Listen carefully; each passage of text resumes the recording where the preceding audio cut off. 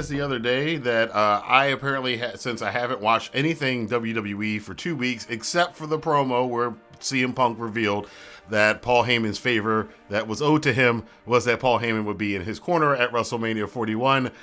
It showed in the fact that I actually thought that WrestleMania was this weekend.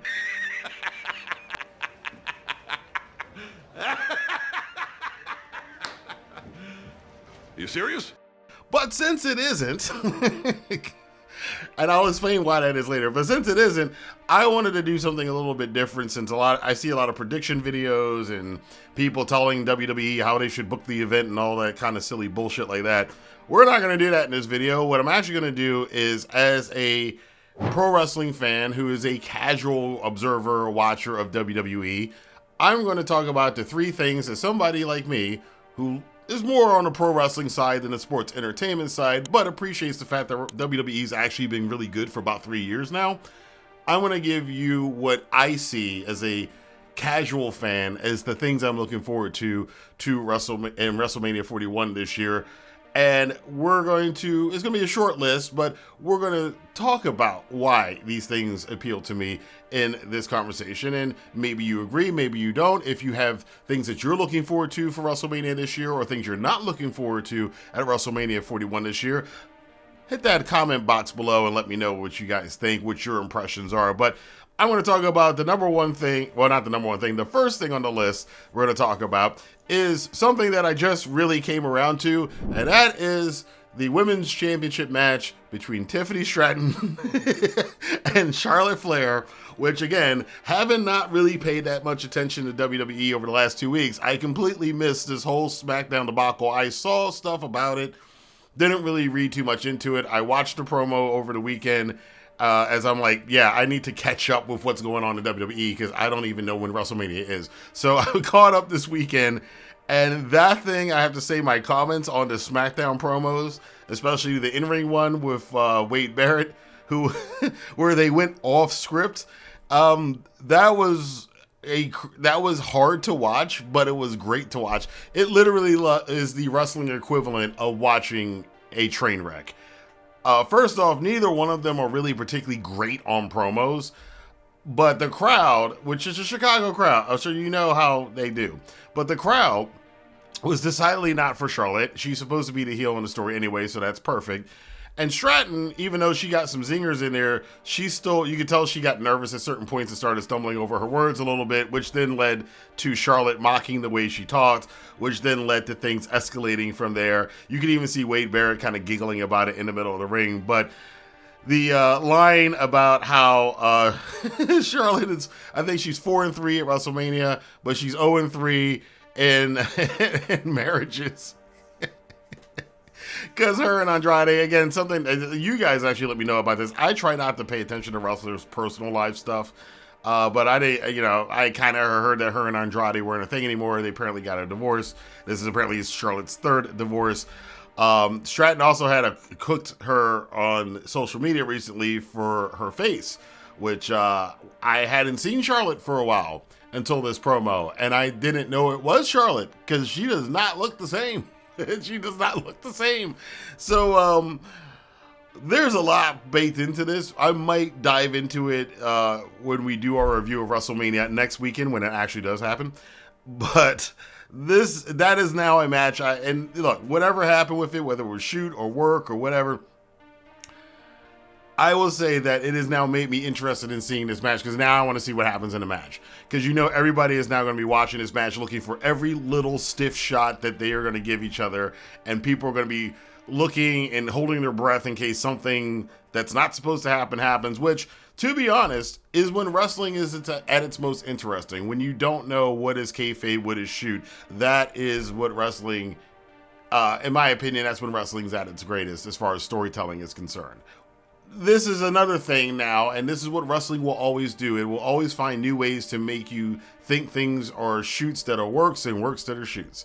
So that's number one on my list, or the first one on my list here, is Charlotte and Tiffany Stratton. I'm now absolutely looking forward to that match.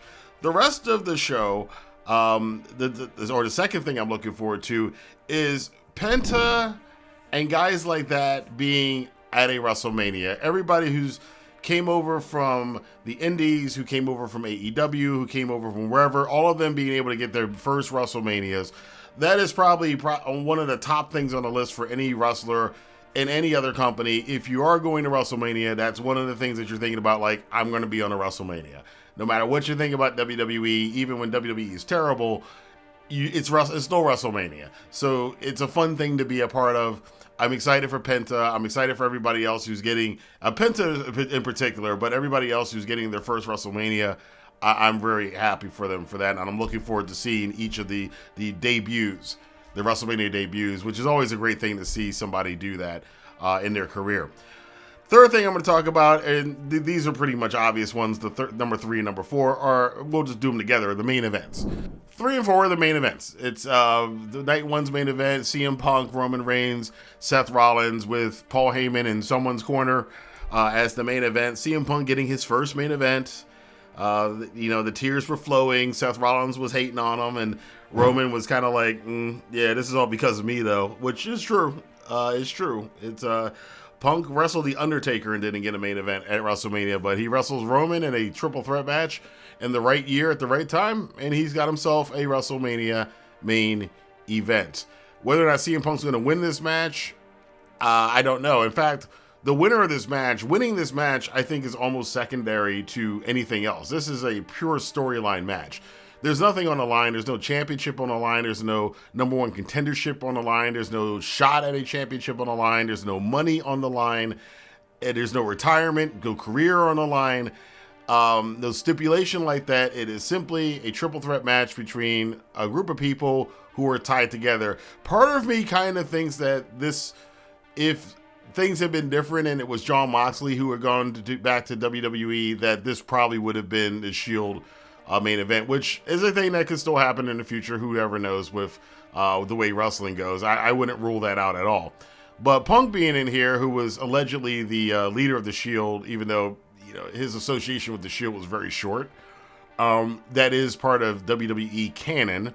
So there's a lot of layers to this. Heyman being a CM Punk guy, CM Punk being a Heyman guy, Heyman being the wise man to the tribal chief, and Seth Rollins once again as the third man, the third leg here, the guy look from the outside looking in. But I will say this about Seth: his promos have been absolutely great. I did watch a interview he did about there's several interviews he's done talking about CM Punk and how he really feels about it from a professional standpoint. And for one of the few times that I have been watching Seth Rollins as a character and as a performer and in these shoot interviews, I actually agree with what he says. It is kind of messed up from his perspective as a guy that was there and stuck it out through the tough times. He main evented one of WWE's least attended pay-per-views where they had to wall off 2/3. It was not that long ago. It was only a few years ago. They were walling off 2/3 of the arena. They look worse than AEW's Dynamite shows do now, and that was a pay-per-view for WWE not that long ago. So Seth has been through that era of WWE. He's survived into this era. Now he's got people singing his songs. He's got his costumes and everything else. And him and a lot of guys, I'm sure, are a bit resentful to Punk. It's very similar to, I think, the same thing that happened with AEW, although managed a lot better here because Punk can't get away with what he got away with in AEW and WWE. He isn't going to pull that stuff here for various reasons. But it's very similar kind of thing. I think a lot of the AEW guys kind of resented Punk for kind of coming in and acting like he was running the show and he was the big deal. And when they were the ones that did all the work to actually build up AEW. And yeah, I get that from them. And I think it's kind of the same thing with guys, especially like Seth. He was here, him, Kevin Owens, Roman Reigns, Sami Zayn, all those guys were doing all the work to build WWE back up from one of its longest creative droughts in the history of the company ever, even before Vince took over. And here comes Punk back, to bask in the glory as everybody else had done the work and built the thing up, and here he comes in the door like, hey, I'm here now. I get it. I get it from their perspective, and I can't disagree with them. From Punk's perspective, this is what he's wanted for so long. this is probably one of the things, whether he admits it or not, it was probably, I think he has admitted this to some degree, but the health stuff was a bigger issue. But I think this is one of the issues that led him to leaving WWE in the first place, was the disrespect he felt from being one of the few guys in that time that could actually get to main event status. He did the work, he put in the time, he made himself into a superstar, and he could not get a main event at WrestleMania. Hell, for those of you who were around at the time, or I should say who weren't around at the time or don't remember, the big thing that back then was Punk was world champion for 434 days and very, very rarely main evented pay-per-views. He was world champion for over a damn year and almost a year and a half. And he never, or not, I don't say never, I think he did main event a couple, but most of the pay-per-views that happened during his title reign, even ones that he was on defending the championship, he was not the main event. So I get Punk's excitement for this. I'm happy for him as a person, as just being happy for any creative to, again, like I said about the guys debuting at WrestleMania, I love seeing people achieve their goals. And no matter what you feel about Punk, no matter how I feel about Phil Brooks or anything like that, or if you hate him from AEW, if you hate him from prior WWE, if you love him now, if you care about, whatever it is, I like seeing this for CM Punk. I like seeing somebody finally achieve their goals because it's an inspiring thing, and I think that's something that should be celebrated. I'm very happy that Punk got his WrestleMania main event. For Roman, this is just more validation and adding on to the legend of Roman Reigns. He has probably the least to gain in this match. He probably has the most to lose if there is a fallout between him and the Wise Man. That's been going on for a long time. If there is a fallout between Roman and Heyman at WrestleMania, it's going to be a pretty significant thing because I think a lot of people will track the beginning of this current era. If you want to go back to the very, very, very beginning of it, I really do think a lot, and I've seen other people say this, and I would agree with it. When Heyman and Roman were revealed to be working together on that one episode of whatever it was, SmackDown or Raw, way back in the middle of the pandemic era, a lot of people said, and I agree, that was the beginning of this current good era in WWE. The last match, of course, is John Cena and Cody Rhodes. A dream match in many ways. Cody tried to become the John Cena of AEW. Didn't work out. It actually worked out the same way Cena worked out in WWE. He got booed as trying to be a top babyface and being the all-American, come from behind, fight from the bottom, never give up kind of character. And now he's facing the guy he was emulating himself after. The promos have been good. Cena's promo against Cody, where Cena basically insulted the AEW fan base, Tony Khan, and Cody Rhodes in one sentence by saying, "I make empires for billionaires. You just steal their kids' money." Probably one of the greatest burns, but that's John Cena, man. No matter what you can say about Cena, his in-ring hit or miss, but his promos, a lot of them were repetitive, but every once in a while, this dude will come out with some zingers. I mean, he's had some real stiff, nasty shots that he's thrown. He's up there with Punk and The Rock. In fact, his feud with The Rock, you saw a lot of this from Cena when he was doing the raps about The Rock, which were pretty harsh. His promo battle against a very early Roman Reigns was damn near bury. I think that partially did bury Roman for a while, to be honest with you. Cody, this is everything Cody's wanted. Cody Rhodes is probably the most fortunate wrestler in this generation of wrestling.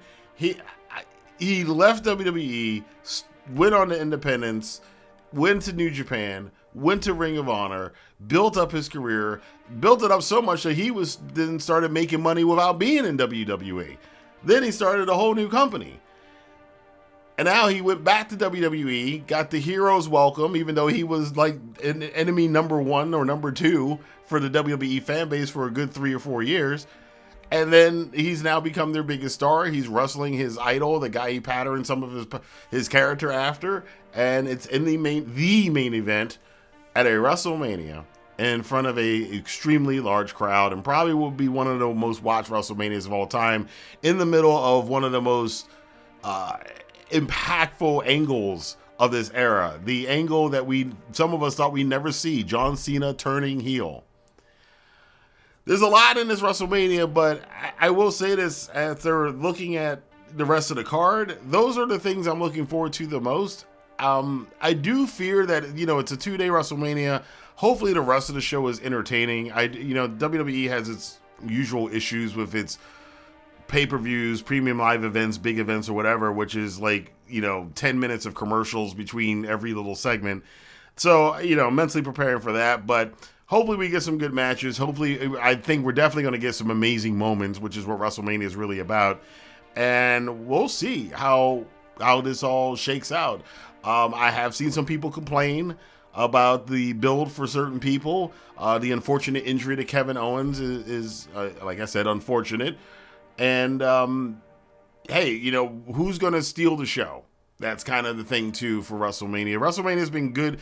I mark WrestleMania from 3 years ago as when they really turned me over to going, okay, WWE, for what they do, is really good now for the kind of wrestling that they do. And it's been like that for 3 years. And I've said this, for those of you who are new to my channel, never heard my videos before, I've always talked about how these boom periods always last anywhere from 3 to 6 years. So I don't think it's ending anytime soon for WWE. So we might be right in the middle of this new era, this boom era. And I think they're going to continue to knock it out of the park for their fan base for the foreseeable future. There are some cracks starting to form and people complaining about stuff already, because I guess some of them got tired. Well, most of them got tired of complaining about AEW. People are still complaining about AEW, but I think the WWE fan base, I think a lot of them in real life have moved on. The internet trolls, the sweaties are always going to be there, but for the WWE fans, and for me, a casual WWE fan, I'm looking forward to WrestleMania. And now that I know when it's actually happening, I will look forward to watching it. But what are you guys looking forward to at WrestleMania 41 next weekend? Let your voice be heard in the comment box below.